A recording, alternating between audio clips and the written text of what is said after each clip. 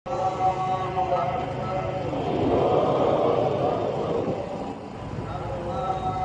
aka gudanar da idin sallah karama kenan a ɗaya daga cikin masallatan garin Funtuwa.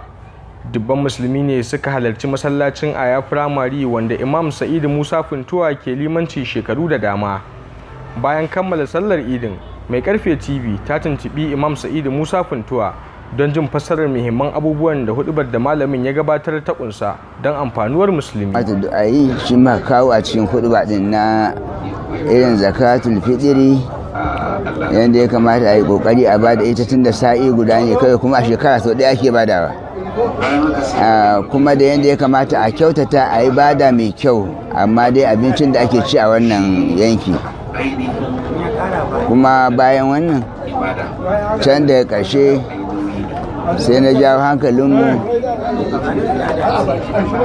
hankalinmu akan abubuwa da suke gudana, cewar mun sani alhamdulillah wannan masallacin da muke sallah a yanzu, tun daga farawar shi akwai mutanen da Allah ya amshi kwanakinsu, iyayenmu da sauran jama'a, wasu da yawa duk sun bar duniya, ba abin da suka je da shi, ba abin da suka tafi da shi lahira sai dai aikinsu na kwarai kawai. Saboda haka nan ashe ya kamata mu yi nan bayan Allah a kan batun halin rashin tsaro da ake fama da shi a arewa, ga abin da Sheikh Imam Sa'idu Musa Funtuwa yake cewa. Bai canza ba mana halin da muke ciki, sai mun canza ma kanmu. Aya ce ta Qur'ani, inna Allaha la yughayyiru ma biqaumin hatta yughayyiru ma bi anfusihim. Shine kawo misalin yadda ake yi. Allah ya kawo aya ya ce duk wanda ya kashe mumini da gangan, to wannan wanda ya kashe muminin da gangan sakamakon shi wutar jahannama. Allah ya mai tattalin wutar jahannama da kuma tsinuwa da azaba mai girma, wato a lahira kenan, wanda ya kashe mutum daya. To kuma akwai wani hadisi da na kawo sai dai lokaci bai ba mu dama ba, yana cewa duk inda jama'a sama da na ƙasa za su haɗu a kan su kashe mutum guda mumini, to Allah zai kifar da su a cikin wuta. Saboda haka ne wannan na so in jawo hankalin mutanenmu da a fassara hudu wasu da aka yi don jin wannan abin, irin wannan abubuwa. To sai dai kuma Allah bai ba mu iko ba na fassarawa a can, don haka nan akwai sauran abubuwa na ce Allah ya hana shirka. To wai yanzu mu a Najeriya wace irin shirka ne ake yi?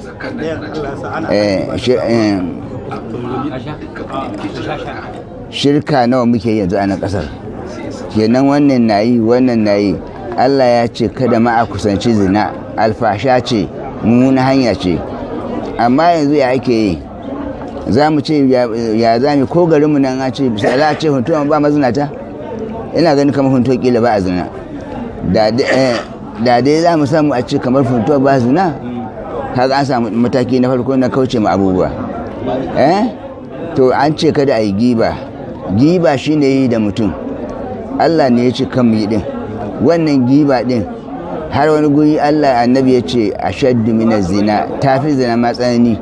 Saboda giba, mai giba yana ganin shi baya da matsala, in yayi giba da mutum yana ganin kamar wani abu bane, wannan abu ya wuce. Alhalin kuwa in dai wanda ya giba nan da shi bai yahe mashi ba, to zunubin nan na akan shi, har ya zama giba nan ta zama abin marmari gurinmu. Ba mazauni wajen wata majalisa da za a je a zauna, halan a je a zauna a wani majalisi, idan ba a kawo giba wani ba, to majalisa ba ta cika ba. Wannan halin da muke cike nan da kaɗan ne daga yawa daga cikin abubuwan da muka yi ƙoƙarin kawo irin wannan halayenmu. To tun da ko mun canza, to shi ma Allah ya canza mana. Mutum na yadda muke da a nan ƙasar, za ka tafi duk ko ina lafiya lau, musamman mu arewacin Najeriya. A ƙarshen rahoton dai mun kammala ne da gaishe-gaishen sallah. Cikin matuƙar farin ciki muna godiya ga Allah subhanahu wataala da ya kawo mu wannan rana ta idin ƙaramar sallah na wannan shekara ta 1440 daidai. Muna kuma ƙara yin addu'a ta albarka ga gidan wannan talabijin mai albarka na tafi da gidanka na An-Nur TV. Muna jinjina musamman ga darakta da kuma fatan yi mishi barka da sallah. Allah ya sa ya shigo daga ciki. Wassalatu wassalamu ala rasulillah, hamdan liman rafaqa bil iman. Bayan gaisuwa irin ta addinin musulunci, gaskiya ina matukar farin ciki da wannan rana da Allah ya raya mu ya kawo mu ranar sallar idi karama, kuma ina wa musulmi ga baki ɗayansu na duniya fatan alkhairi. Allah ya sa a yi sallah lafiya, kuma shi mai ɗaukar kyamarar nan muna mashi fatan shi ma Allah ya sa ya samu ya shiga daga ciki kamar yadda ma muka jima da shiga daga ciki. Masha Allah. A'udhu billahi minash shaitanir rajim. Bismillahir rahmanir rahim. Wa sallallahu ala nabiyil karim wa ba'd. Assalamu alaikum wa rahmatullah.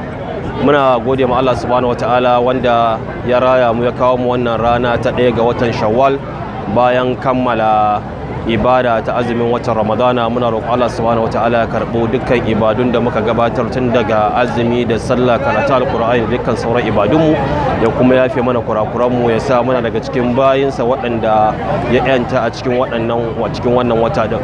Muna roƙon Allah subhanahu wataala kuma ƴan uwanmu waɗanda suka rasu a cikin wannan wata, ubangiji Allah ya ji kansu ya gafarta masu. Wannan kuma sallah da muka yi ta ma, ubangiji Allah ya karɓe ta, ya kuma sanya mu ci gaba da aikata ayyuka waɗanda yake so ya yarda da su. Wassalamu alaikum wa ƙarshen rahoton kenan. Nura Haruna, Mai Karfe TV daga Funtuwa, jihar Katsina.